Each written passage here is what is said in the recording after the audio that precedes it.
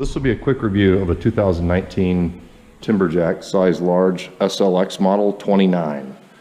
Just picked up this bike about 2 weeks ago. Only had a chance to ride it once due to an injury, but I hope to get back on it soon.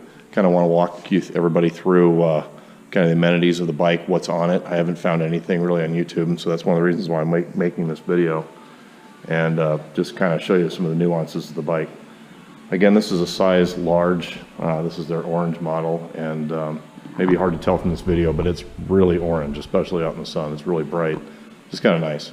We're going to go front to back and just kind of show you some of the intricacies of the bike.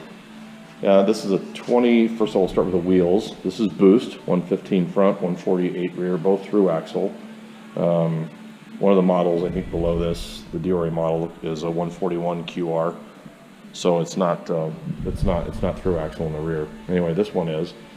Comes with these 2.6 inch WTB Trail Boss 29 tires, and I've never ridden a tire this aggressive. I came from riding fast single speeds, and so you wouldn't really put something like this on that, but it's really grippy, and it has a lot of volume, and it's pretty comfortable on the trail. It does a good job of taking out some of the rough stuff. These are mounted to 29 inch interior width WTB STI 29 rims, and a little tricky to set those up tubeless, but I'll put a link in the description about a video I actually watched to set these up tubeless that worked really well. I've set up many tubeless wheels, but wider rims are a little bit more tricky. These come with WTB Sarah hubs. They're generic. I think they're Joytech or something like that. They're okay, very basic. We'll kind of get more into that. The front hub is a front hub, but I'll kind of delve more into that as we go to the rear. This is a RockShox Recon 130 mil travel bike, and it's got several compression settings you can see here, all the way from locked out to fully open. It's kind of nice this year. They changed these to black stanchions, and they're really smooth. This fork actually is really plush. I thought it was something that I was going to have to replace, but it's actually not a half bad fork. It's probably a pound heavier than the equivalent Revolution or something like that, but overall it's not a bad fork at all. You can see the tapered head tube.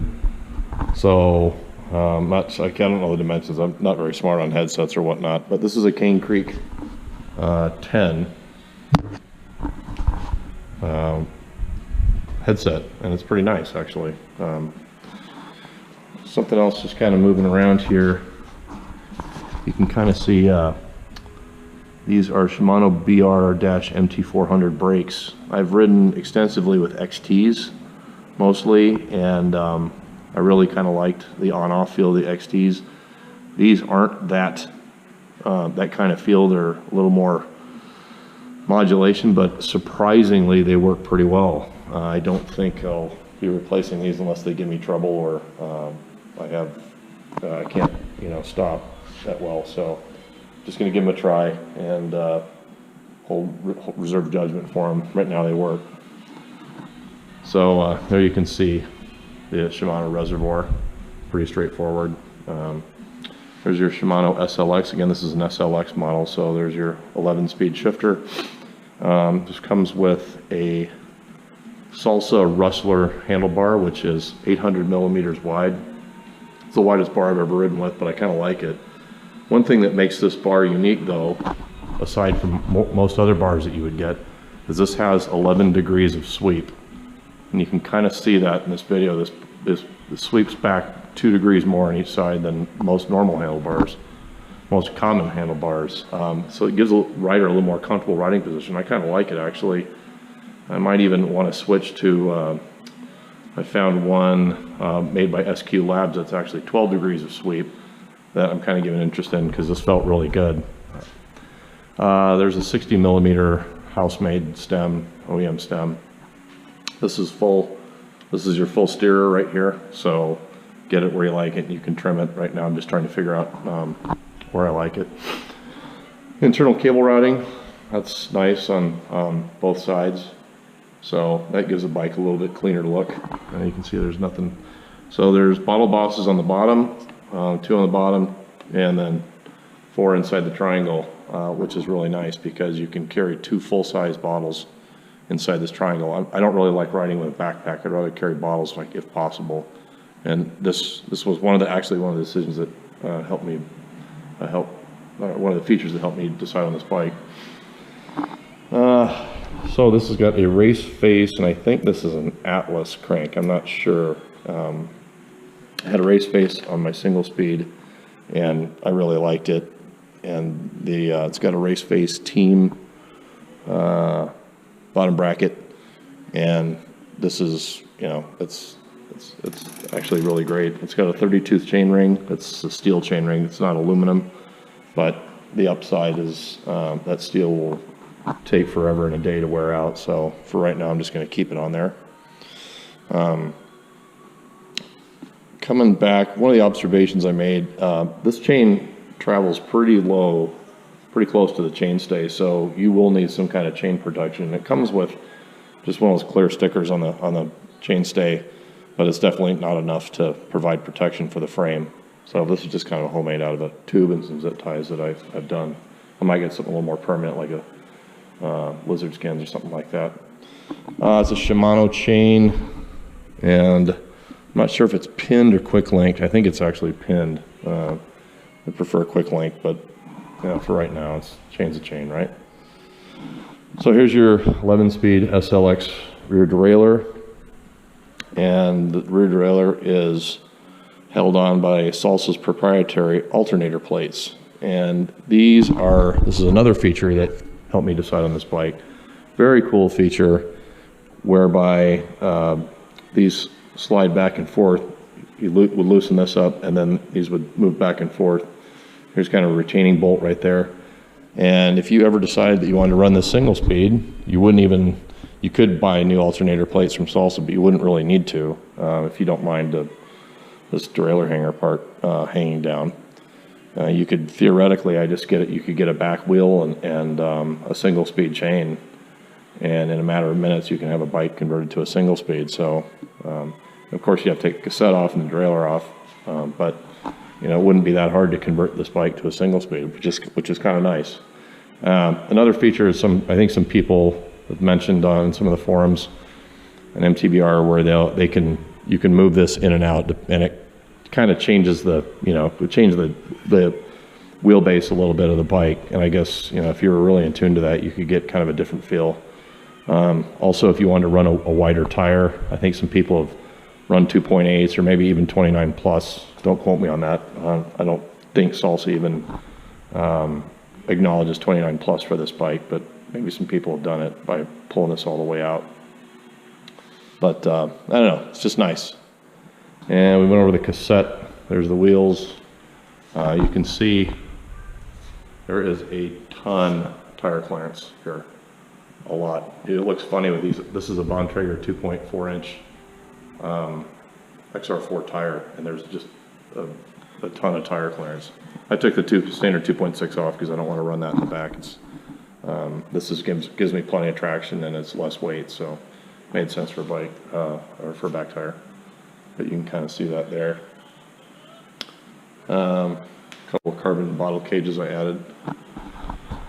It's also lip lock collar, and then here is I think this is a Trans X seat post. I think this is a 125. I think it's 125. I'm 6'1", and it's plenty for me. I actually have the seat post installed pretty deep, so this would be perfectly fine for me. I know some people out there run maybe 150s, but I'm not even used to running a dropper post, so I'm still trying to get used to that. Overall, it functions pretty good. There's your thumb lever for that, which is, I think, preferred among people that run dropper posts, is to have this style versus one that's kind of underbar style.